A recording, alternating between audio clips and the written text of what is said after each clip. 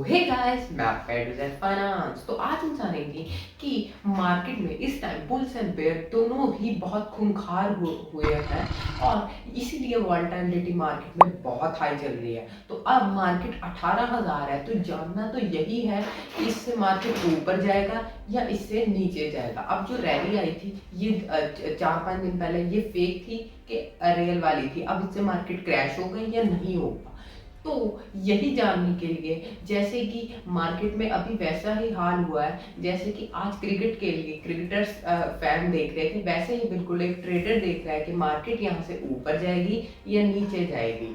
तो let's start the video guys, बिना time waste किए।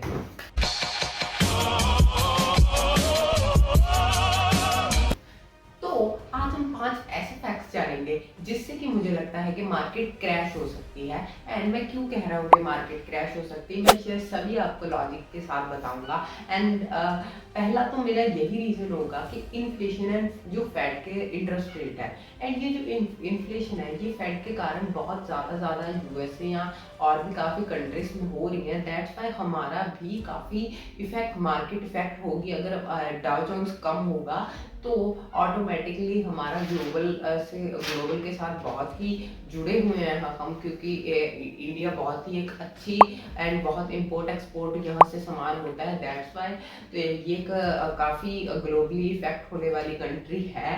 तो पहले तो हम ये जान लेते हैं कि फेड बार बार इतने अपने इंटरेस्ट रेट चेंज क्यों कर रही है। ये इसलिए चेंज कर रही है क्योंकि इसकी जो इन्फ्लेशन है बहुत ज़्यादा बढ़ चुकी है एंड इतनी इन्फ्लेशन इसकी बहुत सालों का हाई तोड़ रही है। दैट्स वाई जो इन्फ्लेशन है फैट के कारण इतनी, फैट जो उसे कंट्रोल करने की कोशिश कर रही है बट उससे ये कंट्रोल नहीं हो रही है। तो इसी कारण में इन्फ्लेशन रिसेशन आ सकता है। अब रिसेशन ये हमारा सेकंड पॉइंट है। रिसेशन कैसे आ सकता है, रिसेशन क्या है, एंड जो रिसेशन है, अब हम चलते हैं अपने नेक्स्ट पॉइंट की ओर। जो हमारा नेक्स्ट पॉइंट है ये है रिसेशन। अब रिसेशन क्या है उससे पहले हमें ये जानना ज़रूरी होता है। रिसेशन एक ऐसी चीज़ है जिनसे कि हमारा जो स्टॉक मार्केट या इकोनॉमी में होता है, ये स्टॉक मार्केट उससे इफेक्ट हो जाती है, क्योंकि इकोनॉमी एंड स्टॉक मार्केट का बहुत ही अच्छा रिलेशन है। क्योंकि अगर स्टॉक मार्केट चल रही है तो इकोनॉमी भी चल रही है, क्योंकि जो इकोनॉमी है ये इसका हर्ट होता है जैसे उसे स्टॉक मार्केट पंप करती है।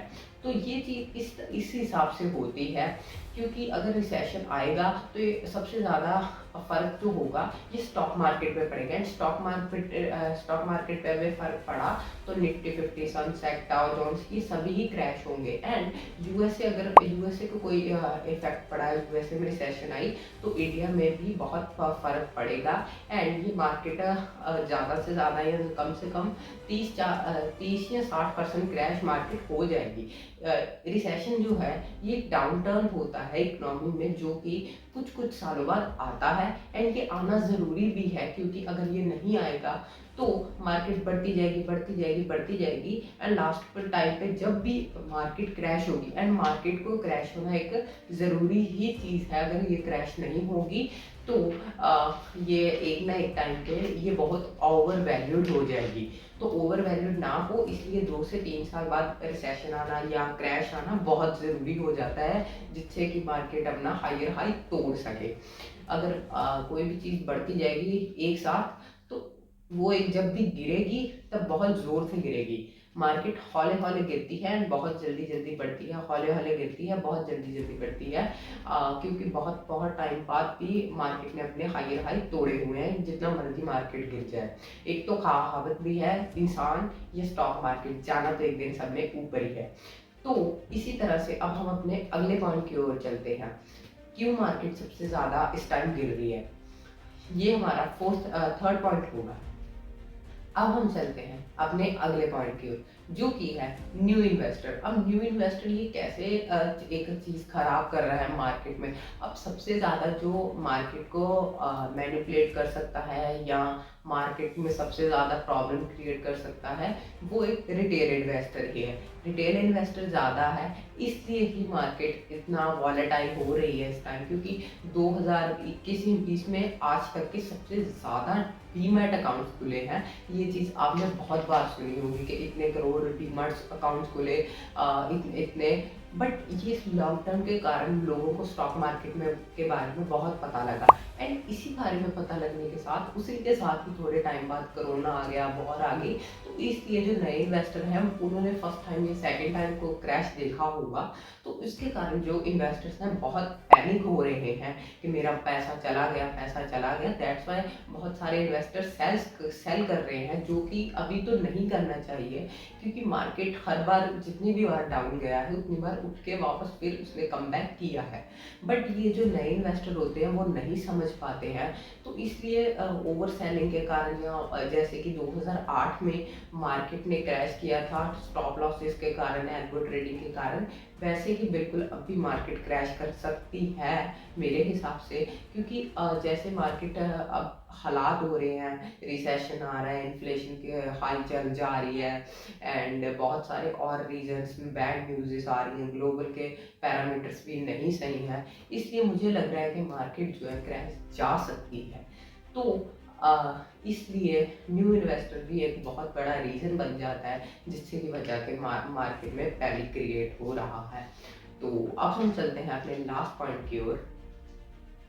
तो अब हम चलते हैं अपने फिफ्थ पॉइंट की ओर। अब ये जो हमारा फिफ्थ पॉइंट है, ये हमारा है वॉर।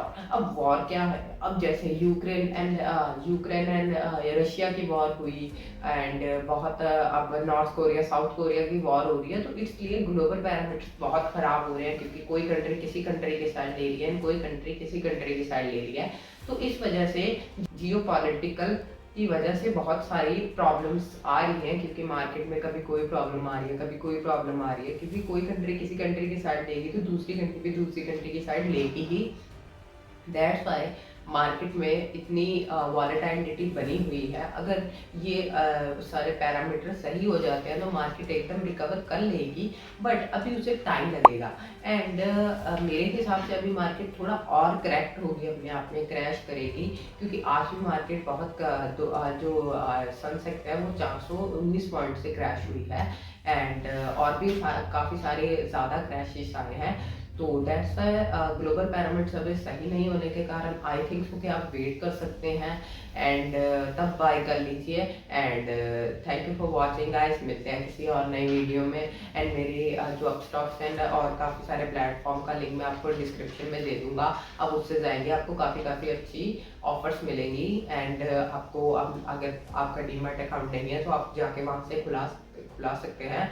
एंड अब ऑफर चल रही है कि आपको कोई भी लाइफ टाइम AMC नहीं देनी होगी, जो कि अकाउंट मेंटेनेंस फी होती है। तो thank you for watching guys. मिलते हैं किसी और नई वीडियो में।